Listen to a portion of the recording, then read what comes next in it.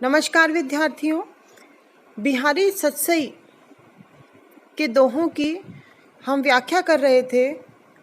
उसी क्रम में आज हम दोहा संख्या 29, 30 और 31 की व्याख्या करेंगे। बतरस लालच लाल की मुरली धरी लुकाई, सोह करे बोहनी हंसे दैन कहे नट जाए। जो बिहारी जी हैं वो राधा और श्री कृष्ण के उपासक हैं। उनकी जो भक्ति भावना है वो श्री कृष्ण और राधा जी से जुड़ी हुई है। इसीलिए वो अपने दोहों में बीच बीच में श्री कृष्ण को लेकर के या राधा जी को लेकर के दोहे लिखते हैं। इसमें बहुत ही सुंदर गोपियों का और श्री कृष्ण के बाल रूप का चित्रण किया गया है। बतरस अर्थात बातों के, लालच लाल श्री कृष्ण कन्हैया, लुकाए छुपाना, सोह सौगंध, बोहनु बोहे, देन देना, नटी मना कर देना।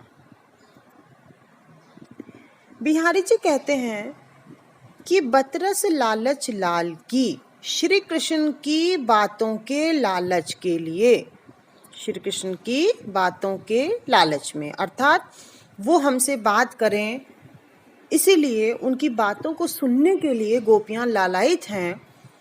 उन्हें वो जो तोतली मानी में बोलते हैं वो उन्हें बहुत अच्छा लगता है, सुंदर लगता है, और इसीलिए श्री कृष्ण की बातों के लालच में मुरली धरी लुकाए, गोपियों ने उनकी मुरली को छुपा दिया। लुकाए अर्थात छुपाना, छुपा दिया कि अब ये जब हमसे मुरली मांगने आएंगे तो हम जो है इनसे बातें करेंगे और इनकी मधुर वाणी को सुनने का हमें मौका मिलेगा।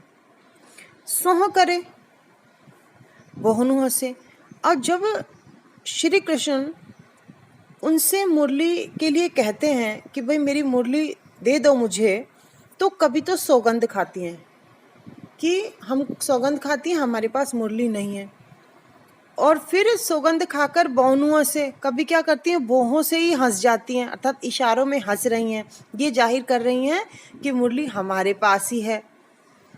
देन कहे नटी जाए, और जब श्री कृष्ण उन्हें देने के लिए कहते हैं तो वो मना कर देती हैं। इस प्रकार गोपियों और श्री कृष्ण का संवाद चलता रहता है, और गोपियां जो श्री कृष्ण के प्रेम में आसक्त हैं, उनकी मीठी मीठी बातें सुनना चाहती हैं, बड़ी ही अपनी चतुरता से उन्हें बोलने के लिए, उनका जो है गुस्सा देखने के लिए व्याकुल हैं, और उन्हें इस चीज़ के लिए वो विवश कर देती हैं।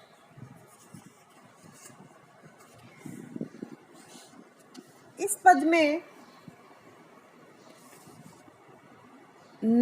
जो श्री कृष्ण और गोपियां हैं उनके प्रेम को दिखाया गया है, उनके स्वच्छ भक्तिपरक बाल रूप प्रेम का चित्रण किया गया है। अगले दोहे पर आते हैं। चमचमात चंचल नयन, बिच घूंघट पट झीन, मानहु सुर सरिता विमल, जल उछरत जुग मीन। बिहारी सतसई से अवतरित इस दोहे में बिहारी जी कहते हैं कि एक सखी है, बड़ी चालाक है, चतुर सखी है, और वो नायक के सामने, नायक के पास जाकर नायिका की आंखों की, उसके नेत्रों की बड़ी ही बढ़ चढ़ करके प्रशंसा करती है। उसका इस प्रशंसा को करने के पीछे कारण भी ये होता है कि वो नायक को और अधिक नायिका के प्रति आकृष्ट करना चाहती है, कि नायक और आकर्षित हो जाए। अब हम व्याख्या करते हैं इसकी। चमचमात चंचल नयन। सखी नायक से कह रही है, बिच घूंघट पट छीन, कि जो हमारी नायिका है उसके नेत्र बड़े विशाल, बड़े सुंदर, चमचमाते हुए हैं, चमचमाते हुए चंचल नयन है उसके, और इतने चमचमाते हुए हैं कि घूंघट पट छीन, पट अर्थात वस्त्र, जो घूंघट का पर्दा है, वस्त्र है जो पतला, झीन यानी झीना, जो उसने घूंघट, झीने कपड़े का जो घूंघट उसने पहन रखा है, ओढ़ रखा है, उसके अंदर से उसके जो नेत्र हैं, चंचल नेत्र हैं, वो चमचमाते हैं, दीप्तिमान हो रहे हैं। मानहु सुर सरिता विमल, जल उछरत जुग मीन। और सुर सरिता अर्थात गंगा नदी, देवताओं की नदी गंगा नदी। उस दृश्य को देखकर ऐसा लगता है मानो गंगा नदी की विमल, स्वच्छ, विमल अर्थात स्वच्छ, गंगा नदी की स्वच्छ जो जलधारा है उसमें उछरत जुग मीन, जुग अर्थात दो, मीन मछली, दो मछलियां उछल रही हों। अर्थात मछली कहाँ है?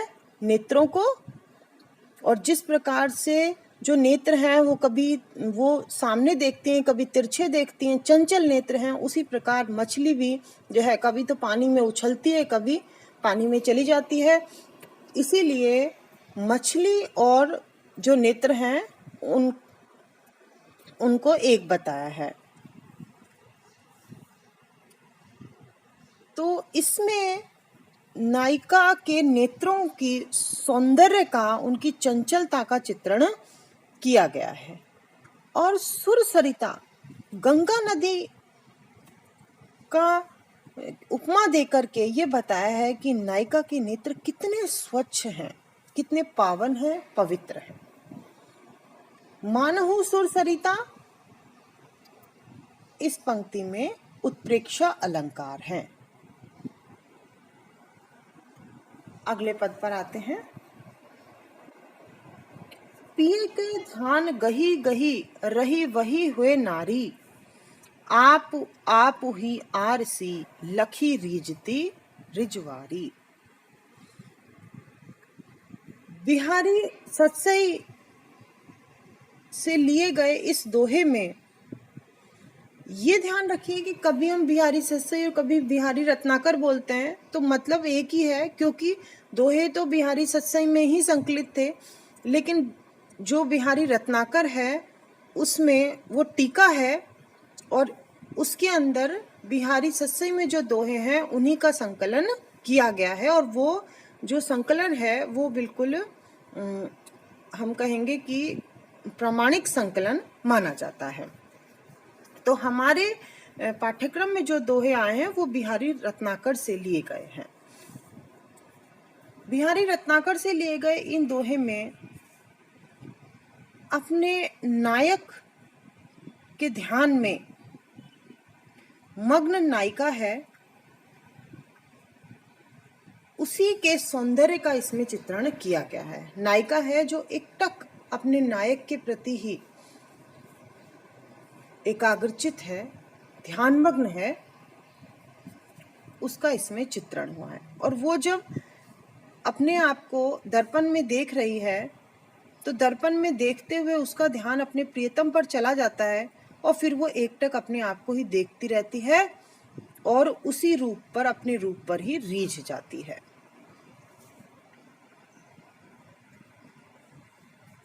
नायिका की जो सखी है वो अपनी दूसरी सखी से कह रही है, नायिका के बारे में बता रही है कि ये जो नायिका है इसका अपने प्रियतम से, अपने नायक से बड़ा अनन्य प्रेम है और यह हमेशा नायक के ध्यान में ही मग्न रहती है।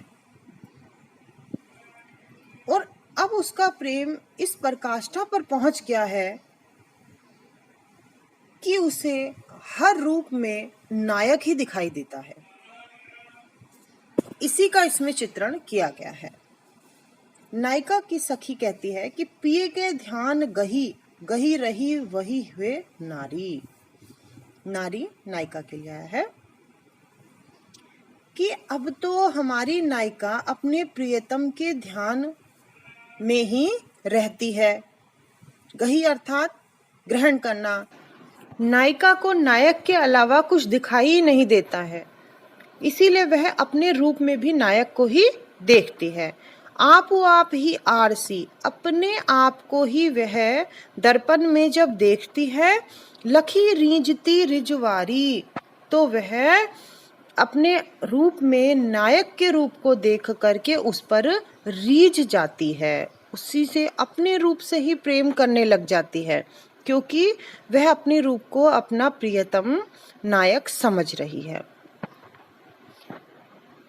नायिका की विरह स्थिति का इसमें चित्रण किया गया है। नायिका के प्रेम की पराकाष्ठा का चित्रण किया गया है और वह नायक को ब्रह्म स्वरूप मान रही है। जिस तरह ब्रह्म इस सृष्टि के कण कण में है, हर एक के अंदर ब्रह्म दिखाई देता है, ऐसे ही नायिका को भी सब में अपना नायक ही दिखाई दे रहा है, क्योंकि उसके ध्यान में सिर्फ नायक उसका प्रियतम ही है। दो पंक्ति के दोहे में उन्होंने नायिका की प्रेम का बहुत ही सुंदर चित्रण कर दिया। ये बिहारी की भाषा की सामासिकता और कल्पना की समाहार शक्ति का सुंदर परिचायक है। बिहारी सतसई के अब हमारे 3 दोहे और बचे हुए हैं, जिनकी व्याख्या हम अपनी अगली कक्षा में करेंगे और उसके बाद हमारा पाठ घनानंद शुरू होगा। तब तक के लिए धन्यवाद।